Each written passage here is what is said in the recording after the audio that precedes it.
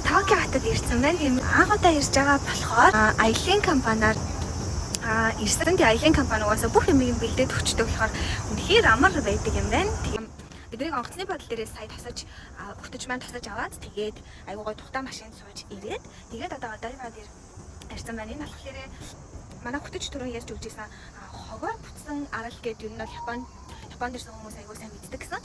Тэр арал юм байна л да. За ингээд аялал маань аз жаргалтайгаар эхэлж байна. Хамгийн эхлээд бид нар Фужи уулын аялал дээр очино. Тэгээ Фужи уулыг тойроод байдаг сонирхолтой зүйлсүүдийг үзнэ.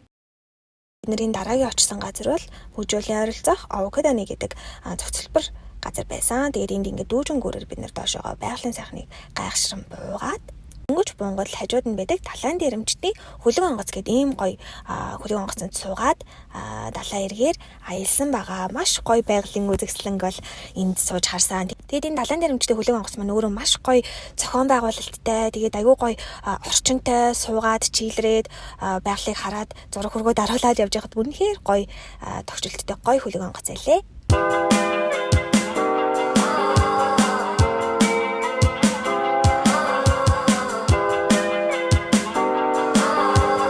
Бид нэр өглөөрт босоод ийм нэртэй сүм дээр очсон. Ишиг очихын тулд бас жоохон алхах юм билээ. Гэтэ өстой гоё газар байдаг юм билээ.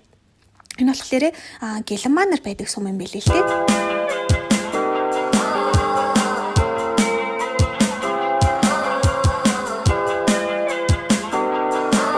Эндээсээ хөдлөөд бид нар маш гоё хүрхрэн дээр ирсэн. Ийм гоё хүрхрэн дээр ирсэн. Тэгээд энэ бүр айгүй гоё сэрүүхэн. Тэгээд үнэхээр нүд баясгам сайхан газар байлаа.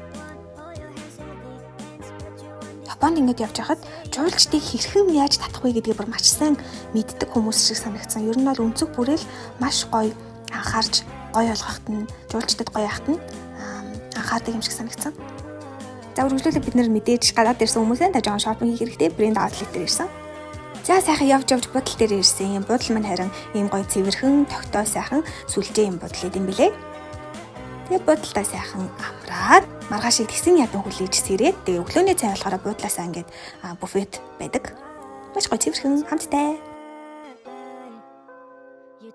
Одоо намайг ямар гоё газар хараад.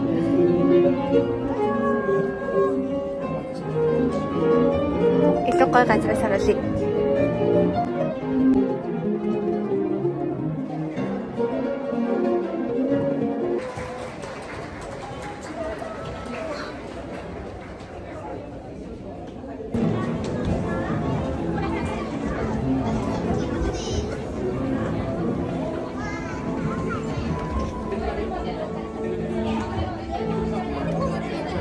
За эндээсээ гараад Японы үндэснээс кимоног гоё сонгож өмсөөд гудамжаар кимоног алгасан.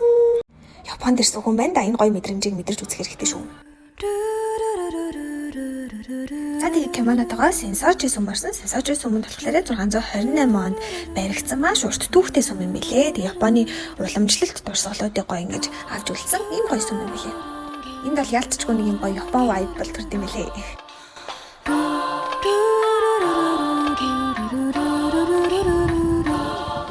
За нөгөө алдарч Шибуя дүүргийн уулзавар нь нэг удаагийн гэлэн тохоогоор ойролцоогоор бараг 1000 хүн гардаг юм билээ. Тэгээ энэ бол би танигдсан нөгөө Хачико нохооны дурсгал хөшөө бас байдаг.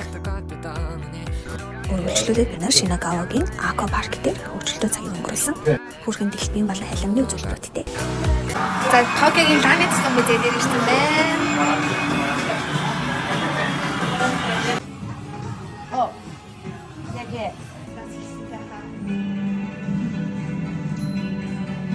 Японы Планет Стон музей үнэхээр сонирхолтой юм билээ. Тэгээ дээрээс нь ингээ хамтдаа зураг авахулахад тохирсон гоё хувцас сонор жижиг хэрэглүүдийг хажууд тавьсан гэдэг юм билээ.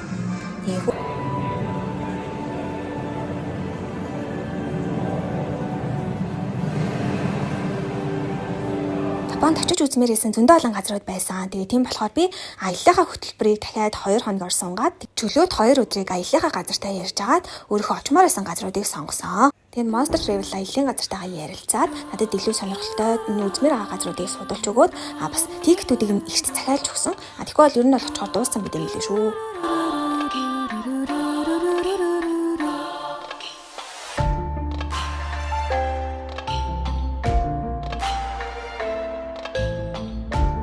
За та хэд харж байгаа хүнхээр сонирхолтой өөрөө болгоно нь өөр гэсэн онцлогтой. Тэгээд энэ Токиод идэг димлээ болохоор нэг тийм дорны өнгө аястай санагдсан. Тэгээ өөрөө болгонд маш гоё орчинтойгоо таарсан гоё аялахуунууд явдаг. Тэгээд ингээд сонсоод нүд баясаад, чих баясаад байж байгаа юм гоё газар байна лээ.